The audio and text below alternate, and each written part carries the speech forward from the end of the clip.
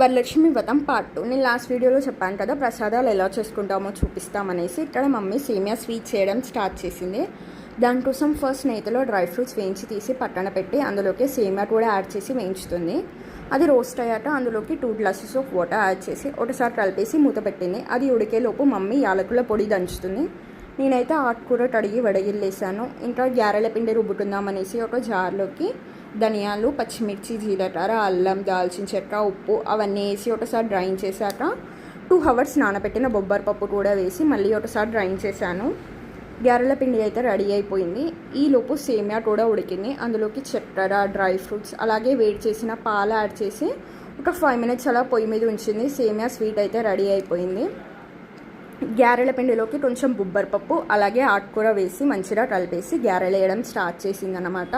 So ఈ విధంగా మేమైతే ప్రసాదాలు రెడీ చేసుకున్నాము. నెక్స్ట్ వీడియోలో పూజ ఎలా చేసుకున్నామో కూడా చూపిస్తాను. Stay tune. Thanks for watching. Bye.